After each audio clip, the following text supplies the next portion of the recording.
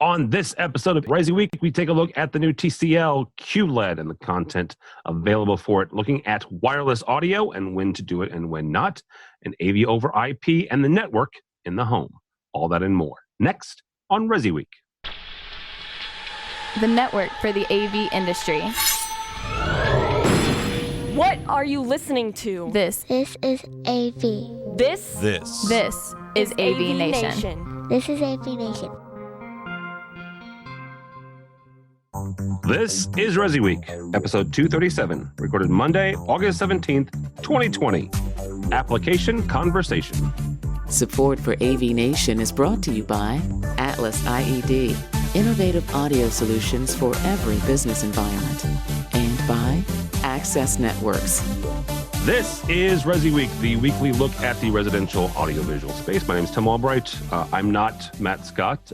He's taller and more handsome than I am, but I'm older. So I don't know if that makes me wiser or what. With me to talk about all things residential AV, first and foremost, my buddy and pal, Mr. Jason Knott from CE Pro. Welcome, sir. Thanks for having me, Tim. Absolutely. And also a young man that I met a number of years ago, one of our fantastic sponsors and underwriters, Hagai Feiner from Access Networks. Welcome, sir.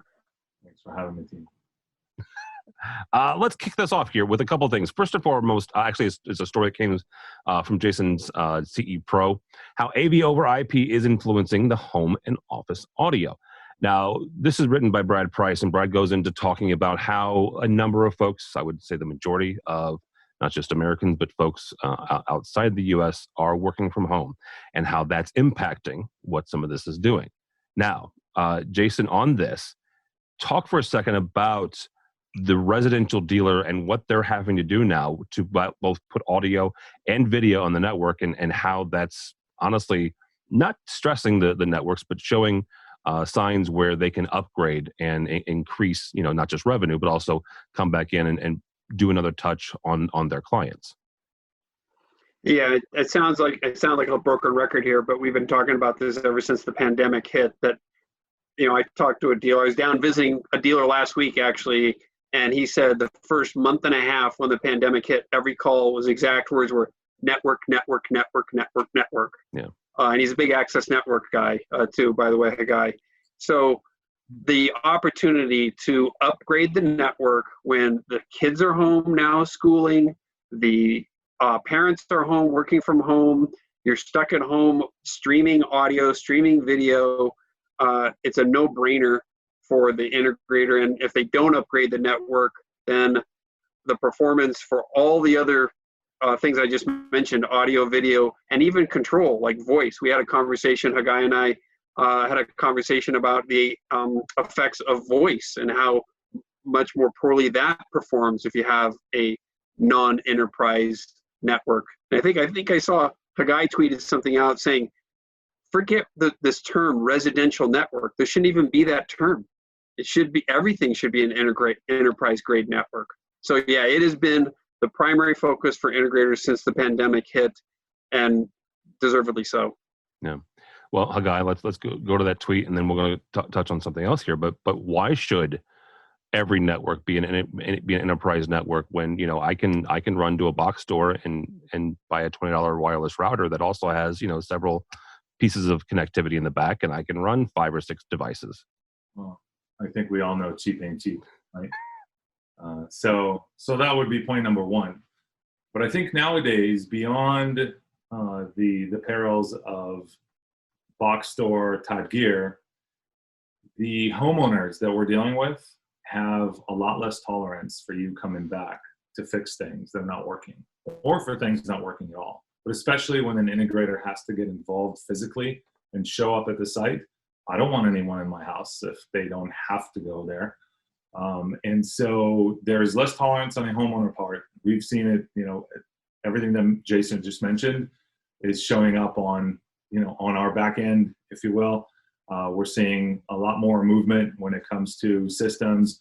Not only is Access growing, but specifically the custom business of Access is growing, because integrators know that there is an expertise here, for example, that they don't have in-house, and we can deliver a system that they can then go deploy, and they don't have to go back into that house in most cases unless there are some extreme things that are happening in that household that we don't have any control over. And so the combination of the hardware along with the expertise of the engineering department, design, is really what's driving that business across the board. And I think, looking back at Brad Price's article, he wasn't really talking about the network. We're addressing it at Access on the network front, but he was talking about the audio gear, specifically in the home, and specifically when it comes to video conferencing. And I can tell you, right now you're listening to me in a room that hasn't been tuned in any way for acoustics, and I'm using a Logitech camera with a microphone built into it. It's not the best experience you and I can have on this conversation. Who is that integrator that's going to come and upgrade my system or potentially engage us as a company with 40 or 40 something team members and look at upgrading all their homes? No one really engaged us. We're a client of some commercial integrator that I will not mention here. They haven't called me and said, hey, do you want to upgrade your team members' home systems? Let us ship you a package with an upgraded camera and an upgraded microphone. And no one's ever had that conversation with me. I think the integration channel is relatively asleep when it comes to the actual experience of the, if you will, Zoomers. There's a huge opportunity here. And of course, all of it is driven by the network, but we can't forget the actual AV gear that we're using here. Perfect example from Access Networks is we have our CFO working from home. She's a young mother. Pandemic kind of forced her to stay at home. She wasn't coming to the office that much before, but she had the most terrible setup. So she had a network that was lagging. None of our conversations were good. I couldn't hear her. She would truncate. She would sound like digital, like she's in the Matrix somewhere. We forced her to replace her network, and actually across the board, that triggered a forced replacement for everybody to replace their networks at home to Access Networks. And that solved her connectivity problem. But guess what? Her speakers are next to her laptop, and the microphone she's using is built into her laptop. And constantly when she speaks, there's an echo. What do you do with that? Why? We're spending so much money on infrastructure. The amount of time we lost with this young lady trying to work from home, and people not understanding her on calls, you can't even equate that to whatever the cost of a new setup would be. And so I can totally see why this article was put together. I commend Brad Price for saying, hey, if it's not enterprise grade, it's not good enough. And I think in the industry, I know that the industry is revisiting this on a networking platform, but it's also time to revisit this on an AV communication platform. All right, Mr. Knott, that brings up a question that oddly enough I asked on my show, AV Week, last week. Who's going to do this? And there's a reason I ask this, because what you're talking about, at least in the States, other parts of the world, the residential and the commercial lines kind of meld together. That's why ISE, Integrated Systems Europe, has been such a successful show. It's got both elements, right? Here in the States, though, those have been two lines that have not been crossed very much. Who's going to do that? Is it going to be the residential folks that say, let me get my hands on some commercial grade gear, and just like a guy said, put in quality, soundproofing and auto echo canceling, DSPs? Or is it going to be the commercial folks who go, you know what, my clients are now at home, let me go into the home and help them? Well, let me see. Since I'm the editor of CE Pro, I'm going to say the residential guys are going to do it. But here's why. I've spoken with, RTI, URC, Crestron. These are companies that are actively using the term resimercial in their conversations. And I can remember specifically meeting with Crestron a while back, and they were showing me some of this conferencing gear. And this is before the pandemic. This was in January. And they told me that almost all of the commercial corporate office projects that were fewer than 5 boardrooms were being done by residential integrators, not commercial integrators. Wow. Because the jobs are too small for the big commercial guys. So it's a huge opportunity. These guys need to be carrying it over. The ResiMercial, we actually have a tag on CE Pro called ResiMercial. If anybody wants to check it out, CE Pro ResiMercial. It's right up on the main nav bar, and it's exactly the kind of stuff we're talking about here. All right, very good. Next story actually comes to us from Residential Systems, talking about wireless, and he talks about the 5 myths of wireless. Wired audio, quote unquote, sounds better. Bluetooth is the only way to do wireless audio effectively. Wireless audio suffers from causes and interferences. We can go on and on. Hagai, we'll start with you on this. You run a networking company. Is wireless audio, I'm not going to say viable, but is it ready for prime time? Should it be deployed, across the network or across the home? Well, let me give you the attorney answer. It depends. Right? So it depends on the environment. All right.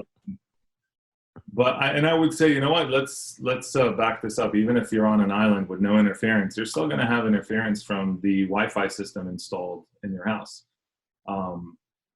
If you look at the way Wi-Fi operates, Bluetooth conflicts with 2.4 gigahertz Wi-Fi. WISA, the alliance, uses part of the 5 gigahertz spectrum that we use on our Wi-Fi systems. I know they say it's DFS and maybe we're not using that part of 5 gigahertz, but I can tell you, admittedly, every single system that ships out of this office and our Easton office from Access Networks to an integrator to a homeowner has those channels turned on, which means when you turn on our Wi-Fi system and you turn on a WISA system in the house, they will immediately collide effectively because we're going to use the same channels. So my advice on audio, on wireless audio, use it when you absolutely need it. And there is no other choice. For me in my house, hardwire this stuff and I never have to deal with it again.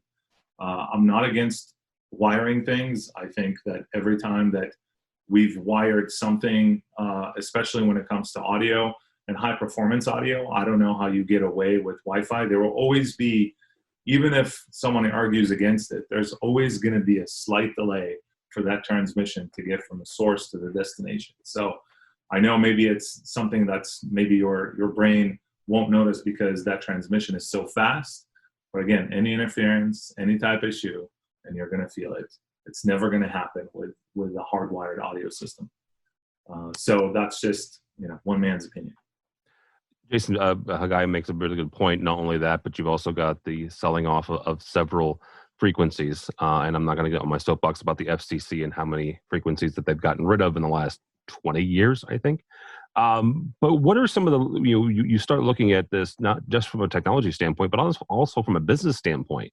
Yes, you can deploy a wireless system relatively quicker, but why, when you're looking at it from an infrastructure standpoint, but also from a business standpoint, would you want to do wired over wireless or wireless over wired? That's funny. We just did a multi-room audio deep dive a few months back, and overwhelmingly, integrators still prefer to put in hardwired multi-room audio systems. And the big reason is a business reason. They charge labor for pulling the wire. And once you bring in the audio system, it is easier to deploy, or a wireless system, it's easier to deploy. You're eliminating a source of revenue for these guys. Now, is wireless here to stay and is it growing? I point back to, I think it was a statistic that Sonos put out after April, that the listening hours were up 40 some odd percent among homeowners of Sonos systems during the month of April for the pandemic. So people are listening to audio at home more than ever before right now. So again, it goes back to our networking conversation. As a guy said, if the network stinks at the home, you're still going to have trouble with, no matter what kind of wireless system you're putting in. So no, I think that there's a big compelling business reason for the integrator to still want to pull wire. All right, very good. Sometimes it's Sonos that sucks. It has nothing to do with the network.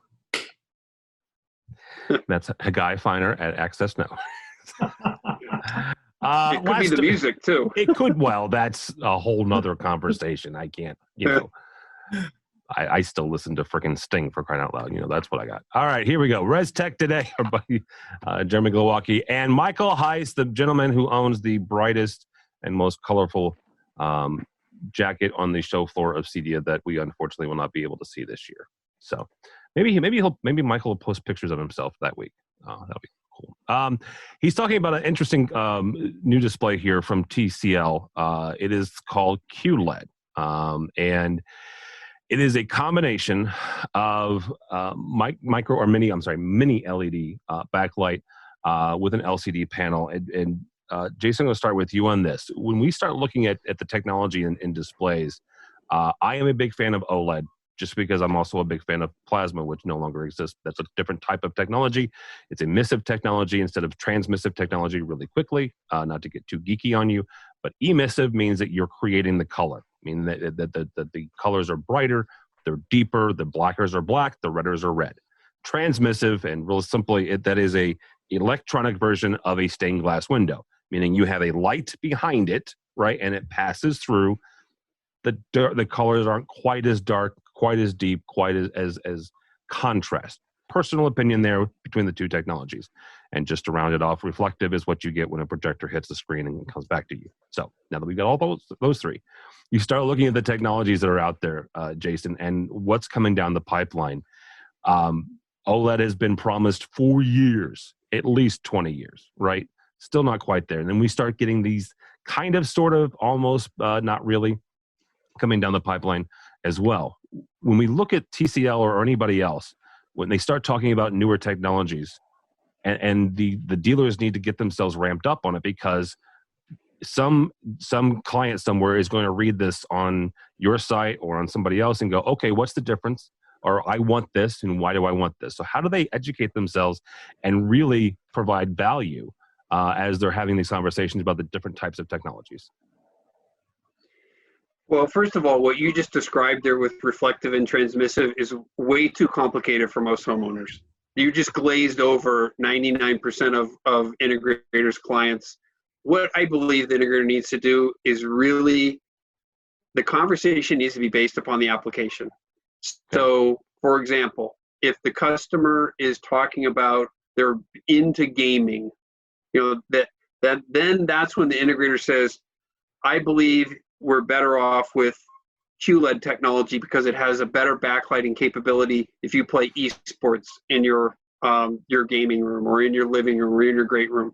It needs to be brought down to the application conversation, because you guys remember the Best Buy commercials that they ran about 7 or 8 years ago, where they had the guy in the black cat suit that walked in, and the customers walked into the custom integrator's showroom, and he overwhelmed them with technology speak, and then they, of course, turned, and the next conversation was with a kind-hearted blue shirt from Best Buy who was explaining it in a nice, friendly way. That's what you got to do. You really have to, I think, bring the conversation down to the application level and not get too complicated with the customer. But the integrator does need to educate himself. Don't get me wrong. The integrator needs to know all this, but in terms of how he explains this to the customer, he can't get too complicated. All right.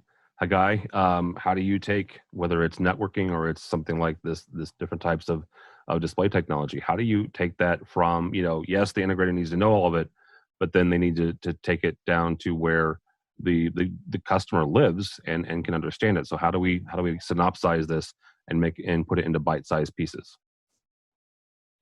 That is a good question. I will tell you this. I'm in the process of now constructing a new home here in Santa Monica, and our integrator came with all of the bells and whistles and the tech language. And even for me, knowing what I know, we had to dumb it down because there's so much detail that could go into this. And the conversation is not revolving around QLED or OLED. It's really, what are you using the room for?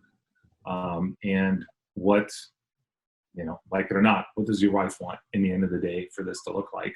What would she allow? Can we have a subwoofer in the corner of the living room, or does it need to be in wall? And of course it's going to be an in wall. But I think that these details sometimes distract from the ultimate bottom line. And the conversation should be one of reverse, not the integrator sharing all these details with the homeowner, but really the homeowner sharing with the integrator what it is that they want to do with the house. So for us, priority has been lighting. That's actually the biggest line item on our bid right now, which is LED lighting, that's tunable lighting. Second one is audio. We want audio everywhere. And not just audio that, with speakers that bottom out because they're in the ceiling without a back box, but we went over those details too. How do you enclose those speakers in the ceilings? Because ultimately that's what I care about as a homeowner. What TV am I gonna have? You can put up a TCL against the Sony and a Samsung and some other brand, and I can tell you, looking at it as a personal preference, I'm gonna go personally for the Sony. That's just me. I like that picture. And so, what content are they going to be watching, right? Is it gaming? Is it streaming? In our house, mostly streaming. My girls really don't know the difference between one TV or another, but ultimately the integrator is going to be the one guiding us down the path after interviewing us as homeowners. So the relevance of this or that technology, show me what's existing in the marketplace. Everybody talks about tomorrow's product. I can't drive a Cybertruck today, right? So I need to go buy a Ford F-150. Because that's what I can put my hands on now. Same thing with this technology. It could be new, it could be up and coming. If I asked an integrator the difference, they would probably just say, hey, this is technology that's not available yet, or it's available on some TVs, but not the rest of them. What about the content, right? The biggest debate is where's the content coming from to support all of these new technologies. And so for us, if we can get the best quality we can out of Netflix and out of Disney Plus, we will be very happy. But at the same time, if my system, my audio system at home is not causing the neighbors to call the police, I'm not happy. But that's just me as a homeowner. It's a personal choice, right? That is quite the line item. Yes. Go ahead, Jason. Yeah, just to put kind of what Hagai was saying in a bigger perspective, what he just discussed is why it's so important for integrators to have good, better, best solutions in everything they bring to the table.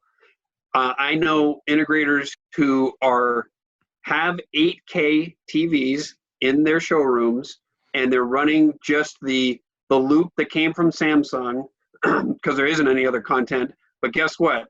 That is making them sell a lot of 4K TVs because they put that thing up right next to the 4K. The price points are extraordinarily different, and the customer then has no qualms whatsoever about spending for 4K. So I think a lot of it comes down with same with audio. There's so many different ways that you can position what you're selling to the customer, and the TV display conversation really is a business conversation in many cases.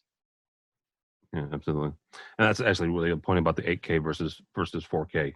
And I was saying before we started recording that Blackmagic now came out with the 12K camera. So there's your content, a guy. Just buy a 12K camera and, you can make some. So, all right, that's all we got. Thank you guys so much. Mr. Hagai Feiner, thank you, sir. Thank you, Tim. How do people get a hold of you or Access Networks? Hagai at accessnetworks.com, or you can find me on Twitter, Hagai Feiner. All right, very good. And you'll also find him at CEDIA Expo in about 4 weeks' time, CEDIAExpo.com, I believe. Mr. Jason Knott, thank you, sir. Yeah, that'll be CEDIAExpoVirtual.com will be the website, CEDIAExpoVirtual.com. And you can find me. I hope everybody follows CE Pro, but obviously on CEPro.com, and you can follow me on Twitter at Jason W. Knott. All right, very good. You should totally do that. For me, for Tim Albright, don't follow me on the Twitter. You can follow Matt, though. Matt D. Scott, I believe, is his Twitter handle. But go by the website, if you would, please. AVNation.tv. That's AVNation.tv. You'll find this program and a host of others. While you're there, check out our supporters section, like Access Networks. These are folks who help us bring you AVWeek and ResiWeek and all the others, including our coverage of CEDIA Virtual 2020. Coming your way the 15th through the 17th of September. All that and more at AVNation.tv. That is AVNation.tv. Thanks so much for listening. Thank you so much for watching. That's all the time we have for ResiWeek.